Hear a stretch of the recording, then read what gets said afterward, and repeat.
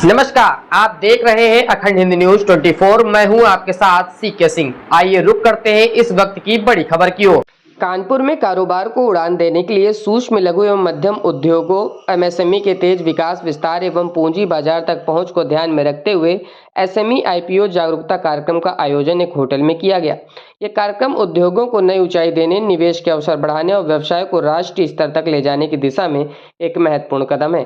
कार्यक्रम में अतिथि के रूप में कानपुर लोकसभा सांसद रमेश अवस्थी, कैबिनेट मंत्री राकेश सचान, मुख्य अतिथि के रूप में नेशनल स्टॉक एक्सचेंज एनएसई के प्रबंध निदेशक आशीष चौहान, डीएम जितेंद्र प्रताप सिंह भी सम्मिलित हुए थे। इसके साथ ही बड़ी संख्या में शहर के बड़े कारोबारी और एमएसएमई से जुड़े लोग मौजूद रहे। तो कानपुर से एएचएन टीवी के लिए संदीप कुमार की एक खास रिपोर्ट। श्री रमेश अवस्थी जी के आग्रह से एनएसई ने यहाँ पर एसएमई के कैसे लिस्टिंग करते हैं उसके ऊपर कार्यक्रम का आयोजन किया था उद्योजकों को बताने के लिए। और उसमें ये बताने के लिए मैं आया था कि कानपुर उत्तर प्रदेश का सबसे बड़ा औद्योगिक शहर है और उसको अगले 22-25 सालों में जब भारत 100 साल आज़ादी का अचीव करता है तब तक एक विकसित उत्तर प्रदेश के लिए एक वो अपना एक फ्रेमवर्क तैयार करके कानपुर से जितनी भी कंपनी है उनको सबसे ज़्यादा कंपनियों को हम वहाँ पर एनएसई के ऊपर लिस्ट कराएं।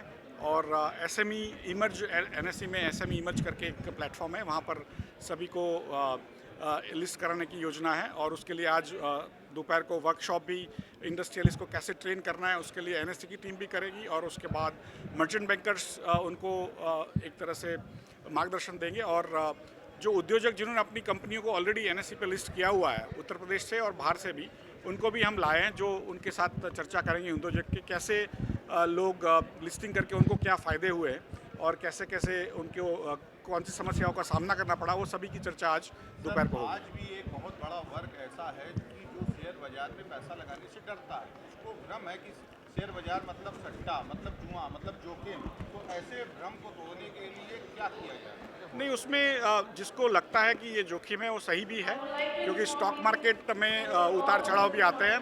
तो अच्छी चीज़ को निवेश करके, अच्छे कंपनी में निवेश करके आप अच्छे धन कमा सकते हो। पिछले 30 सालों में 1995 नवंबर 3 पे निफ्टी का जो इंडेक्स है, सूचकांक जो है वो 1000 था, आज 26,000 से अधिक हो गया। और उसमें जो डिविडेंड आते हैं वो लेते हो तो करीब 30 से 32,000 रुपया होता है। तो पिछले 30 सालों में आपने स्टॉक मार्केट में निवेश किया होता खाली निफ्टी के शेयरों में, तो आपके 1000 रुपये का आज 32,000 रुपया हो गया होता। तो दूसरा ऐसा कोई भी निवेश का स्थान नहीं है, फिक्स डिपॉजिट हो, गोल्ड हो, सिल्वर हो, रियल एस्टेट हो, कि जहाँ पे 1000 का 32,000 हो और इतनी लिक्विडिटी के साथ।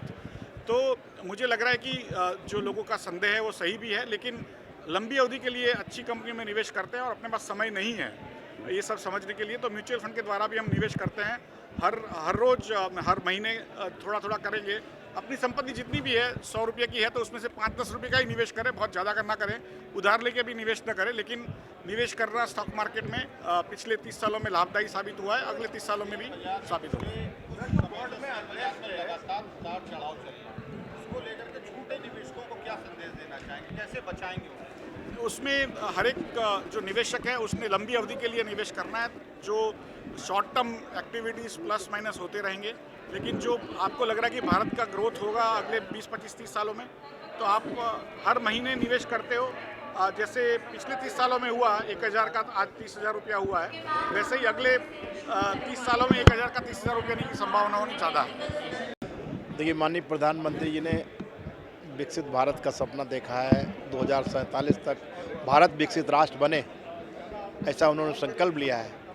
हम सब लोग भी चाहते हैं उनके विजन को आगे बढ़ाते हुए कानपुर भी विकसित कानपुर बने, कानपुर का जो औद्योगिक स्वरूप है वो वापस आए।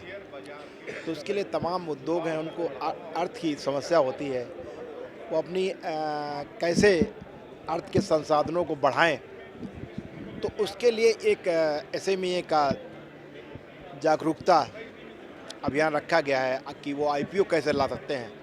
इस संबंध में नेशनल स्टॉक एक्सचेंज के एमडी और सीईओ श्री आशीष चौहान जी को हमने मुंबई से यहाँ कानपुर के लिए आमंत्रित किया था।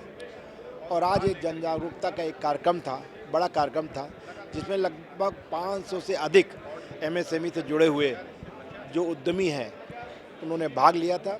और इस कार्यक्रम में आशीष चौहान जी ने उनको तमाम चीज़ें बताई कि वो IPO कैसे ला सकते हैं और समय समय पर उनका नेशनल स्टॉक एक्सचेंज से कैसे सहयोग उनको मिल सकता है।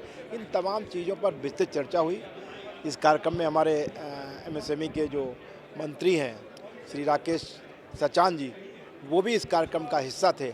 उन्होंने भी कई घोषणाएं की हैं कि जो लोग IPO लाना चाहते हैं, जो इसमें लिस्टेड होना चाहते हैं, उसके लिए सरकार गुजरात सरकार की तरह 10 लाख रुपए उन लोगों को देगी। तो ये उत्तर प्रदेश सरकार की तरफ से एक बहुत बड़ी घोषणा थी।